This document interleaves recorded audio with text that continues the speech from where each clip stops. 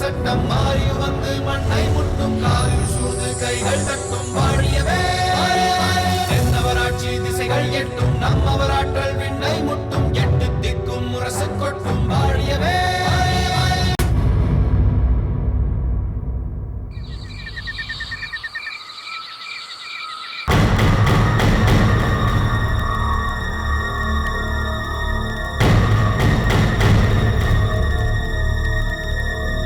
தாங்கள் என்னிடம் ஓவியமாக காட்டி என்னிடமிருந்து மறைத்துவிட்ட மணமகளை யார் என்று நான் தெரிந்து கொண்டேன். இருங்கோவேலின் தங்கை தாமரைக்கும் எனக்கும் திருமணம். வேளிர்குடியில் புது உறவு. பாண்டியருக்கு நான் பகைவனாக வேண்டிய சூழ்நிலை. என்னை மறந்து விடுங்கள், மன்னித்து விடுங்கள். இப்படிக்கு செழியன்.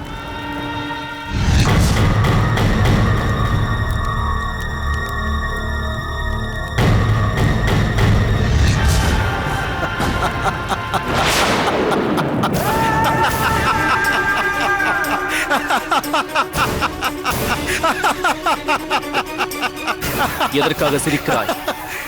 ஏய் செடியா, வேளிர் குலத்து பகைவனை சரியானபடி ஏமாந்து விட்டாய். உனக்கு என் தங்கையை மனம் செய்து கொடுப்பேன் என்று கனவு காண்கிறாயா?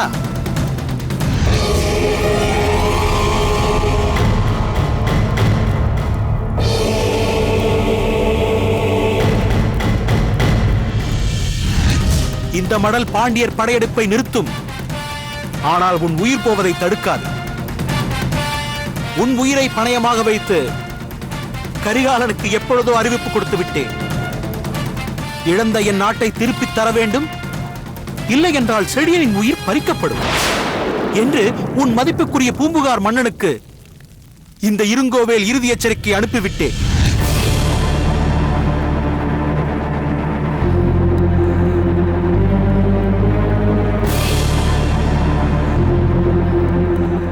ஏமாந்து விட்டேனே. அந்த இருங்கோவேல் கூறிய ஆசை வார்த்தைகளை நம்பி இப்படி ஏமாந்து விட்டேனே. பாண்டிய மாமன்னர் என் மீது கொண்டிருந்த நம்பிக்கையை நான் இழக்கும்படி நேர்ந்து விட்டதே. நான் எழுதிய லிகிதம் அவர் கையில் கிடைத்ததும் அவர் எத்தகைய வேதனை அடைந்திருப்பார். எனது நம்பிக்கைக்குரிய செழியனா இதை செய்திருப்பான் என்று அந்த லிகிதத்தில் உள்ள செய்தியை பற்றி ஆராய்ந்திருப்பாரோ? இப்படி அதை பற்றி சிந்திக்க வேண்டும் என்று அவருக்கு தோன்றும். அவர்தானே தாமரையின் ஓவியத்தை என்னிடம் கொண்டு வந்து காட்டியவர். அதனால் நான் தாமரையை நேரில் கண்டதும் அவளது அழகில் மயங்கி இப்படி செய்துவிட்டேன் என்றுதானே தோன்றும். பாண்டிய நாட்டிற்கு தீராத பழியை ஏற்படுத்தி விட்டானே என்றுதானே தோன்றும்.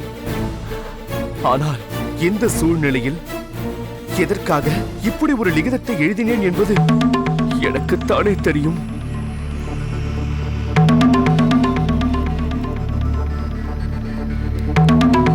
செழியா, செழியா உன்னைத்தான். வா, வந்து உணவருந்து. உணவா? எனக்கா? அமரா, நான் சிறையில் அடைப்பட்டிருக்கிறேன் என்ற உணர்வே எனக்கு ஏற்படாதபடி அறுசுவை உணவு தந்து என்னை உபசரித்தாயே.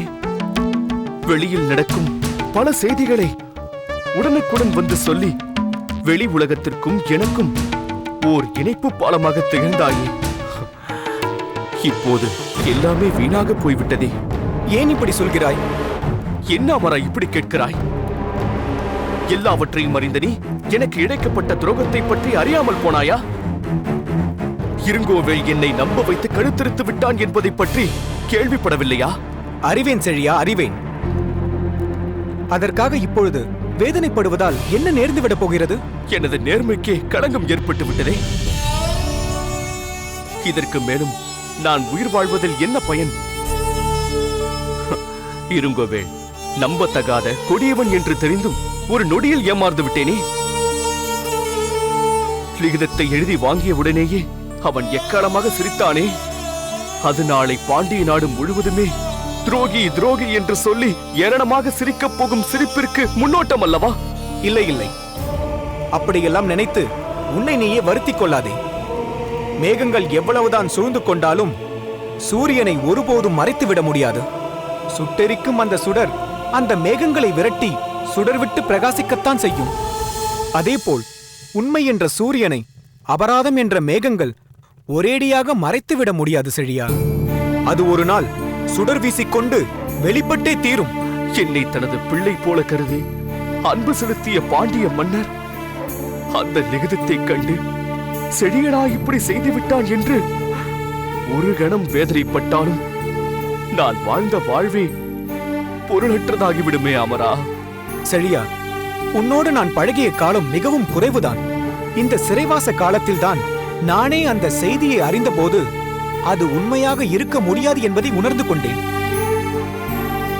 சில காலம் உன்னோடு பழகிய நானே அதை ஏற்கவில்லை எனும்போது பலகாலம் உன்னோடு பழகிய பாண்டிய மன்னர் எப்படி அதை நம்பி விடுவார்? அதை அவர் நம்புவதற்கான காரணம் அந்த லிகிதத்தில் இருக்கிறது அமரா. தாமரையை பற்றி எனக்கு முதலில் சொன்னவரே பாண்டிய பேரரசர்தான். அதையே நான் காரணமாக எழுதியிருப்பதால் அவர் நிச்சயமாக அதை நம்பிவிடுவார். ஒருபொழுதும் அப்படி நடக்காது செழியா. அதை மறந்துவிட்டு உணவருந்து. உணவா? எனக்கா? ஒரு துளி விஷம் இருந்தால் கொடு. நஞ்சருந்தி சாகும் அளவிற்கு எதுவும் நடந்துவிடவில்லை. இனி நான் செத்து மடிவதை தவிர வேறு வழி இல்லை. உலகிற்கு உண்மையை உணர்த்துவாவது நீ உயிர் வாழ வேண்டாமா? நான் சிறையிலேயே மடிந்து போனேன் என்று அறிந்த பிறகாவது உலகம் என் நேர்மையை உணர்ந்து கொள்ளாதா? இறந்து சாதிப்பதை விட இருந்து சாதித்து தன் நேர்மையை வெளிப்படுத்துபவனே உண்மையான வீரன். சரியாகச் சொன்னாய் அமரா. இருந்து சாதிக்க வேண்டும், என் நேர்மையை வெளிப்படுத்த வேண்டும். அதற்கு இந்த சிறை கதவுகளை உடைத்தெறிந்துவிட்டு வெளியேறுவதுதான் ஒரே வழி. இப்போதே இந்த சிறை கதவை உடைக்கிறேன் பார். வேண்டாம் செழியா, வேண்டாம். அது உன்னால் முடியாத காரியம். ஏன் முடியாது? இந்த சிறை கூடத்தின் வலிமை பெரியதா இல்லை என் தோள்களின் வலிமை பெரியதா என்று இப்போதே பார்த்து விடுகிறேன். செழியா,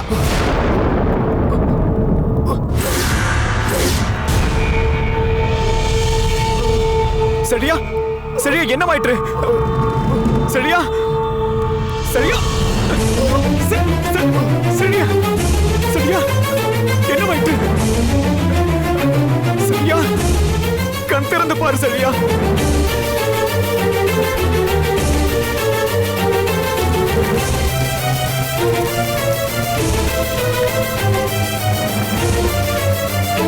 சிறை காவலர்களே, சிறை காவலர்களே! என்ன அமரா? செழியன், செழியன்! செழியன்?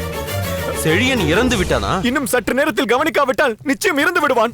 அப்படி ஏதாவது நேர்ந்து விட்டால் மன்னர் நம்மை மன்னிக்கவே மாட்டார். அதற்கு முன் எப்படியாவது அவனை காப்பாற்ற வேண்டும். என்ன நடந்தது? ஏன் இப்படி நேர்ந்தது? அது எனக்கு எப்படி தெரியும்? உணவு கொடுப்பதற்காக உள்ளே சென்று பார்த்தபோது அவன் மூச்சு பேச்சு எதுவும் இல்லாத நிலையில் மயங்கி கிடப்பது தெரிய வந்தது. மூச்சு வருகிறதா என்று பார்த்து உறுதி செய்து கொண்ட பின்புதான் உங்களிடம் சொல்ல ஓடி வந்தேன். இந்த நேரத்தில் வைத்தியர்கள் யாரும் இந்த குடியிருப்பில் இருக்க மாட்டார்களே? ஏன் இல்லை? மகாராணியருக்கு வைத்தியம் பார்க்கும் வைத்தியர் இங்குதானே இருப்பார். அவரை அழைக்கலாமே. இதற்கெல்லாம் அவரை அழைப்பது முறையாகுமா? என்ன பேசுகிறீர்கள்? செழியனுக்கு ஒரு பிரச்சனை என்றவுடன் முன்பு ஒரு முறை இளவரசியாரை வந்து பார்க்கவில்லையா? நீங்கள் இப்படி விவாதம் செய்து கொண்டிருந்தால் லேசாக ஓடிக்கொண்டிருக்கும் மூச்சு ஒரேடியாக நின்றுவிடும். இல்லை இல்லை, அப்படி ஏதும் நடக்க விட மாட்டோம். நாங்கள் இப்பொழுதே சென்று... என்ன என்ன இங்கு பிரச்சனை? இளவரசியாரே, தாங்கள் வந்தது நல்லதாக போயிற்று. ஏன்? தங்கள் அனுமதி பெற்று வைத்தியரை அழைத்து வருவதற்காகவே நாங்கள் புறப்பட்டோம். ஏன்? யாருக்கு என்னவாயிற்று? அந்த பாண்டிய நாட்டு படைத்தலைவன் மூச்சு பேச்சு ஏதும் இல்லாமல் மயங்கி கிடக்கிறானா. அதற்காக உங்கள் அனுமதி பெற்று இந்த வைத்தியரை அழைத்து வரலாம் என்று பேசிக் கொண்டிருந்தோம். என்ன? செழியன் அந்நிலையில் காணப்பட்டார்? ஆம் வைத்தியரே. அவரை முதலில் அந்நிலையில் பார்த்தது யார்? நான் தான் வைத்தியரே. எப்பொழுது பார்த்தாய்? இரவு உணவு கொடுப்பதற்காக அறைக்குள் நுழைந்த போது அவர் அப்படி இருந்ததை பார்த்தேன். அதற்கு முன்பு எவ்வளவு நேரம் அப்படி கிடந்தார் என்பது எனக்கு தெரியாது. உடனே வந்து சொல்ல வேண்டியது தானே? உடனே தான் ஓடி வந்து இவர்களிடம் சொன்னேன். இவர்கள் என்ன செய்வது என்ற விவாதத்தில் சிறிது நேரத்தை வீணாக்கி விட்டார்கள். குறிப்பிட்ட நேரம் கடந்து விட்டால் செழியனின் உயிரை காப்பாற்ற முடியாமல் போய்விடும். அவர் உயிர் விலை மதிப்பற்றது. இரு நாடுகளோடு சம்பந்தப்பட்டது என்பதெல்லாம் உங்களுக்கு தெரியாதா? வாருங்கள், உடனே சென்று பார்ப்போம். வாருங்கள் வைத்தியரே.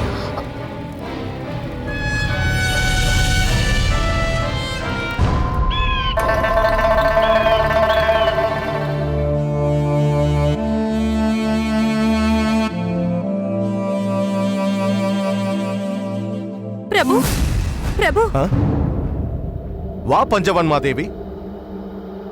ஏன் இவ்வளவு பதற்றத்தோடு வருகிறாய்?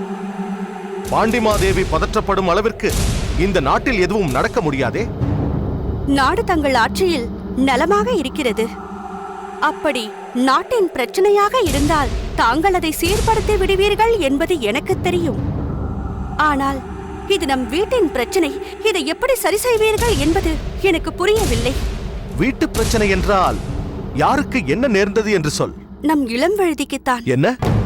அவனுக்கு என்ன நேர்ந்து விட்டது? அவனுக்கு எதுவும் நேர்ந்து விடவில்லை. ஆனால் அவன் ஒரு பெண்ணின் ஓவியத்தை வைத்து புலம்பிக் கொண்டிருப்பதை நான் பார்த்தேன். ஓ, காதல் விவகாரமா? இதற்காகவா இப்படி கலங்கிவிட்டாய்? இளம் பருவத்தில் எல்லோருக்கும் இயல்பாக ஏற்படுவதுதானே காதல்.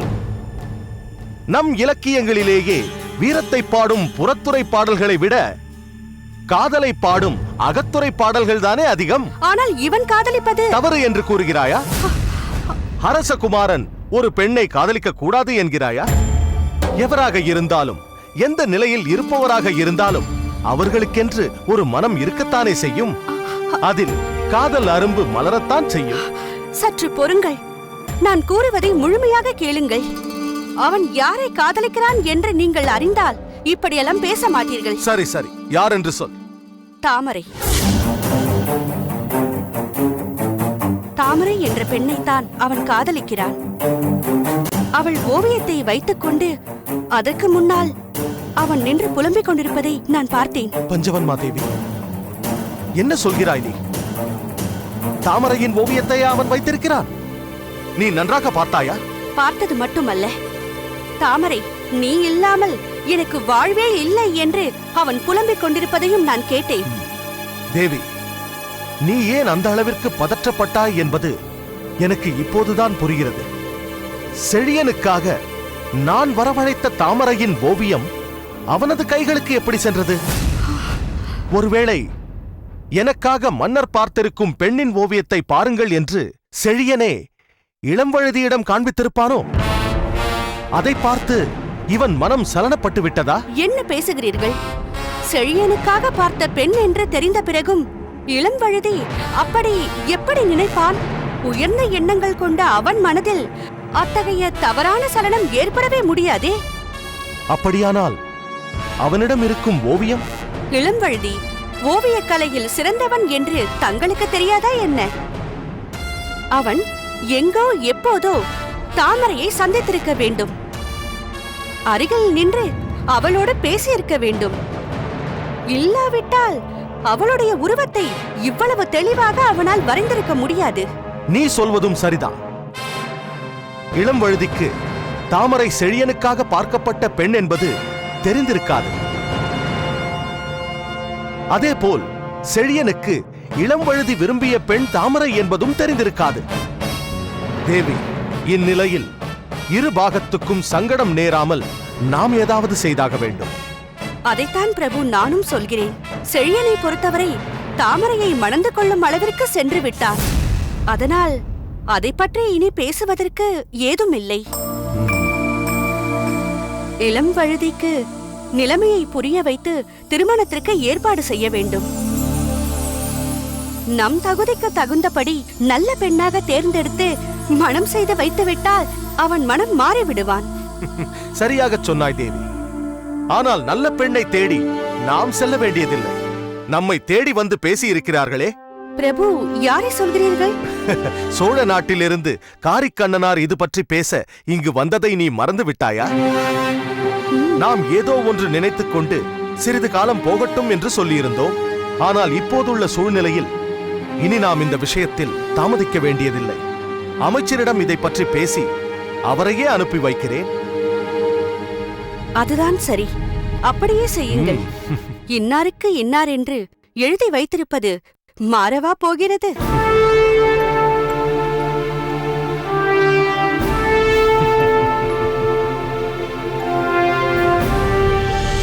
வாருங்கள், வாருங்கள் வைத்தியரே, வாருங்கள்.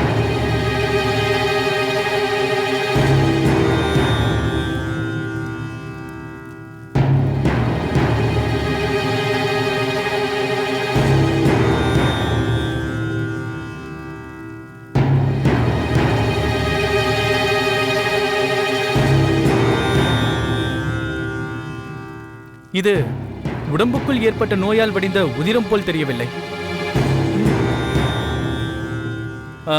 கவலா, நீ சென்று சுத்தமான நீரை கொண்டு வா. உத்தரவு.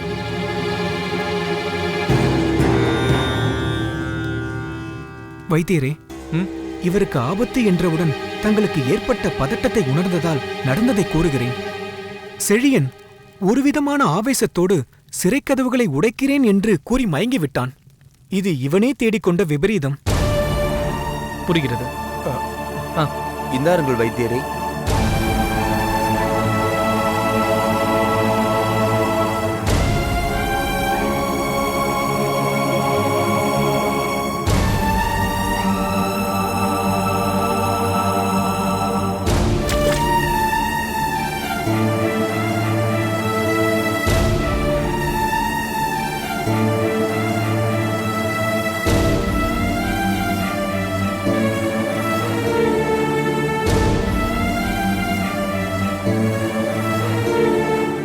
என்ன அப்படி அதிசயமாக பார்க்கிறாய்? என்னை போன்ற வைத்தியர்கள் ஆபத்து நேரத்தில் காப்பாற்றக்கூடிய சில மூலிகைகளை இப்படி எப்பொழுதுமே தங்களுடன் வைத்திருப்பது வழக்கம். அதனால்தான் இவருக்கு உடனே சிகிச்சை அளிக்க முடிகிறது. சற்று இவரை தூக்கிப்பிடி. பார்த்து மெதுவாக.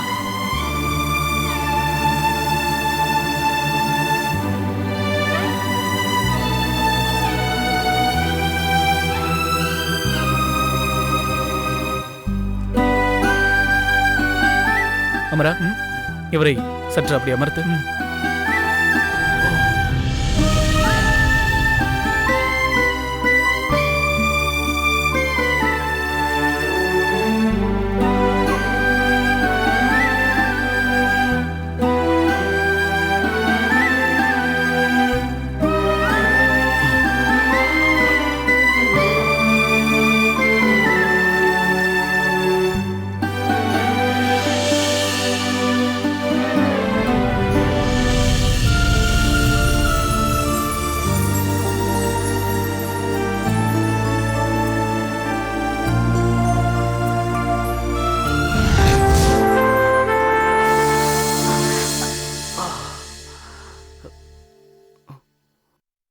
காயம் நன்றாக ஆறியிருக்கிறது. தேர்ந்த மருத்துவச்சி போல் அருமையான மூலிகை மருந்தை வைத்து எனக்கு வலியே இல்லாமல் செய்துவிட்டாயே. உங்களுக்கு சிகிச்சை செய்ததன் மூலம் நான் பாண்டிய நாட்டிற்கே சேவை செய்து விட்டேன்.